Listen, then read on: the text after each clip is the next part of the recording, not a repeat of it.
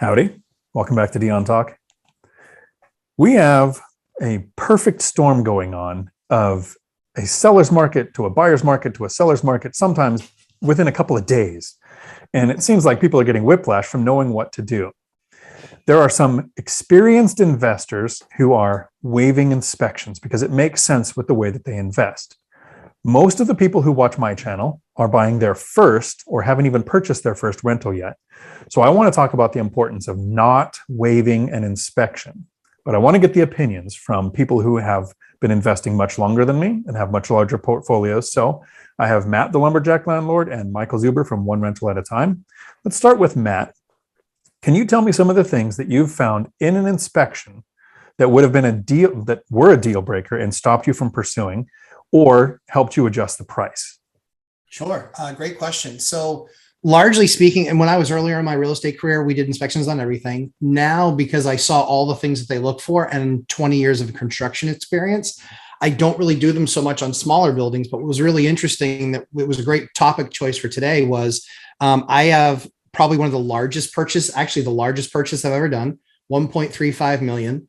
It's a 12-unit building. And what's interesting is they were like, oh, well, do you want to waive inspections? And I was like, and my normal answer is, yeah, I mean, like, I know construction, it's fine. And I was like, you know what? On this one, I'm not going to. On this one, I want to do an inspection because it's such a big building. There's so many components to it. Okay, so I know you're waiting for a punchline. Here it is. It saved me $75,000 doing that inspection because we got in there and we found out that they had 13 federal Pacific circuit panels, which are a panel that has caused over 2,800, not a fact, but it says it online. So 2,800 fires and a number of deaths. And so this is a panel that you can't upgrade. You have to, if you touch anything, you have to replace it. And so this is something that for me, I actually knew these boxes, but I hadn't seen the boxes prior to the inspection. Mm-hmm. It wasn't part of the tour of the house or the tour of the building because that room was locked. So before you go it alone, before you get crazy, at least for your first 10 to 20 deals, you should absolutely not waive inspections and do them. And quite frankly, I'll give you some surprising advice. Buy the most expensive inspection you can find. Mm-hmm. Not just general building, not just pest, not just mold if you see any mold, but also cammering the sewer line. Yeah. That can be a $12,000 expense. I just did a project where it was 28 grand for 2 sewer lines. Yep. And the crazy thing was had it been cammered when I bought the property 7 years ago, we would have found it. Now, the interesting thing was I kind of knew there were problems. So I've been saving all the way anyway. So it wasn't really a hit to us, but that's the kind of thing that we're talking about is make sure that you can avoid that massive hit. And that can be done with, in a lot of cases, an inspection is going to be between $600 and $900. So before we go to Mike, what I really like about that is an issue with the property isn't the deal breaker. No, it's the math. It is. Will the return still be there if you factor in down payment, closing costs, mm-hmm. immediate repairs, which is that rent ready expense, mm-hmm. and then your reserves? I'm thinking, Mike, your experience was very similar. In mm-hmm. the beginning, you probably did a lot of inspections. And like I said, most of the viewers here are in the beginning stage of their investing. Mike, if you could go over a couple of the times where an inspection stopped you from doing a deal or told you to readjust the numbers. Yeah. So first off, I want to be very clear. I paid for an inspection on every house I got into contract for the better part of 5 or 6 years. Actually, every house we did before the crash, we got an inspection done. And I guess I want to say a couple of things about that experience. So first and foremost, it certainly saved us money every time I got an unexpected return, whether that was we actually were buying some pretty old homes. I think the oldest home I bought was in 1918. We found one time that the corner of the house was tilting and a footer had washed away, like physically gone. Right. So it saved us some pretty significant expenses. We got a bid and got it repaired and got a lower price. So the inspections really helped us. But what I also want to say, and this may be a California only thing, so it'll be interesting to see what you guys have, is every report I've ever seen, and I must have seen 100 of them by now, always said subterranean termites. They're everywhere in California. And I think over the years, I've tented 2 houses over the years that termites were really a problem. Subterranean termites are everywhere. So they're not an issue. It doesn't even raise a bar. But if you're new, you see that and you're like, termites, oh my God, the house is going to fall. No, first off, I would tell you a house built in 1918, the termites are probably dead, right? It would have hardened. It wouldn't be there. But termites aren't a big thing. And it's certainly less of a thing than I thought it was in the beginning. The other thing I want you to realize with reports is if you've never gotten one, you got to remember the job of the guy giving you the report. The person who does the report is basically breaking even. What they're trying to do is get the work order after. So the person doing the inspection's job is to scare the shit out of you because they want the $2,000 or $3,000 or $4,000 in work after. They want the section 1, the section 2 work. So, that's why I stopped doing inspections during the crash because everything was already broken. I didn't need to know what was going on. I was going to repair everything anyway. So I haven't paid for an inspection in a decade. I did pay for inspections in big units because those are big, massive expenses. Like you have one central heater, right? I want somebody to go look at that thing because if it breaks, that's, $30,000. I want to check the wiring or the breaker boxes, right? So when I do bigger deals, I do pay for inspections, but I haven't paid for a house inspection in more than a decade or so. So that's pretty much the perfect answer I was looking for, because newer investors keep hearing their agents say, another agent in my office just got a deal because they waived inspection. That doesn't tell you the history of that investor. Not at And all. did they go and inspect it themselves? So as a new investor, I encourage, all 3 of us did it, inspections on everything until you learn what they're looking for, until you learn the market, until you have the reserves to handle mistakes. But for me, there's a couple things missing. When you waive an inspection, you waive a period. Yes. So I make offers and then during that inspection period, figure out if that's a property I want to purchase or not, because you can pull out without losing your earnest money. This works really well when you do the work, the area average rents, what to expect, but you haven't been in there yet to see, is it next to a noisy street?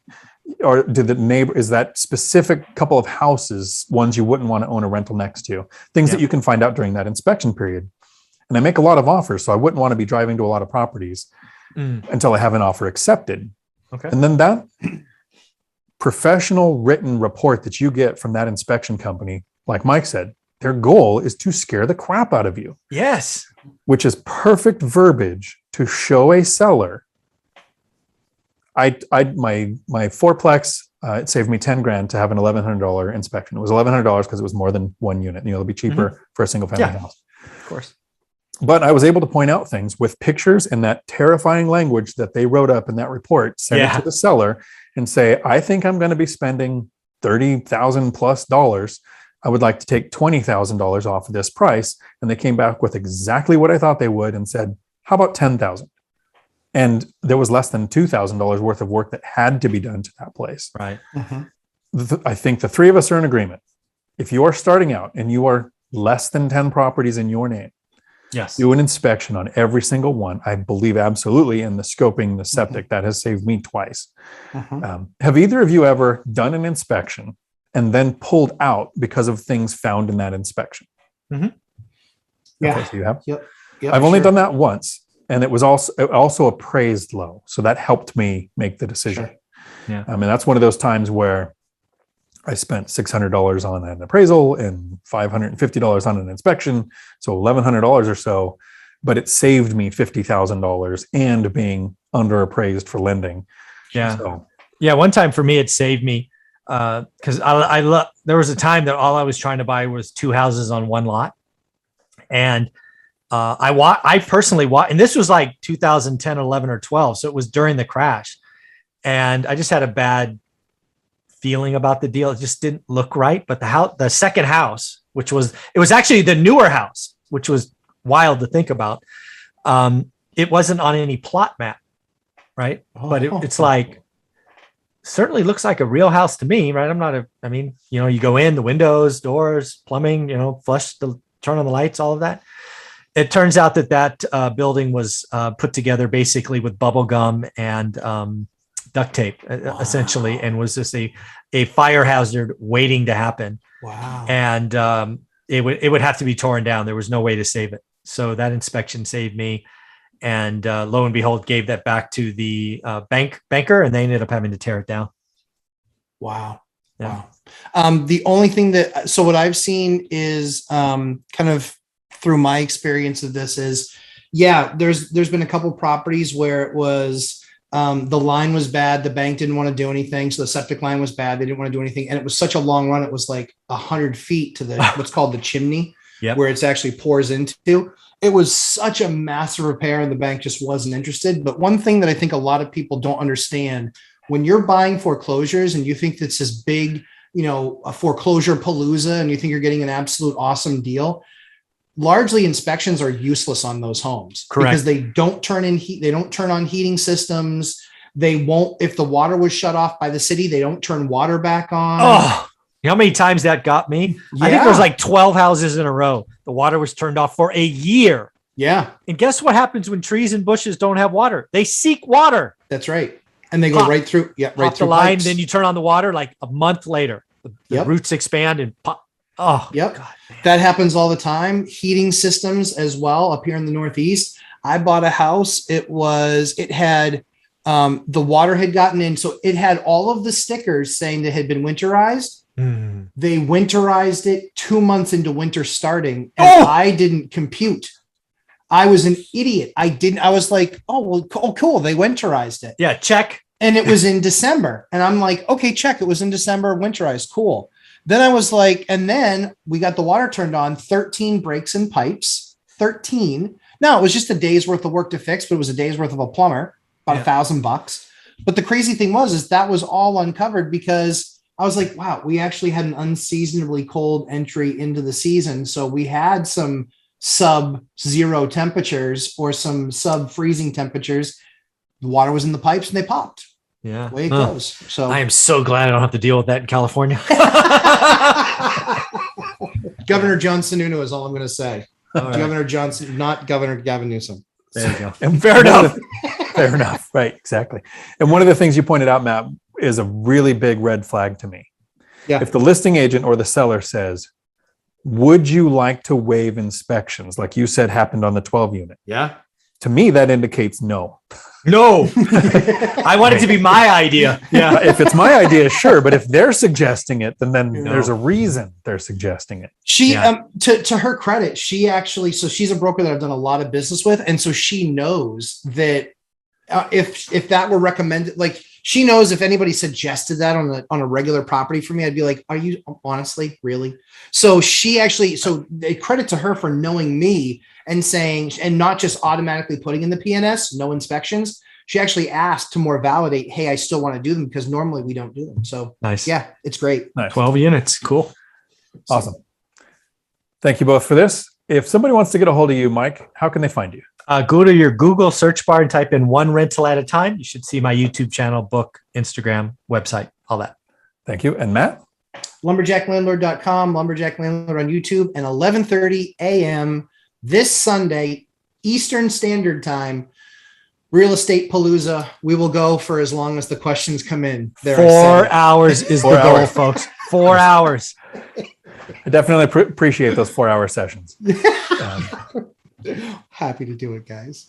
But not today. Thank you both. Until my next video, thanks for coming to my Dion Talk. We're sorry, the number you have dialed is not in service at this time.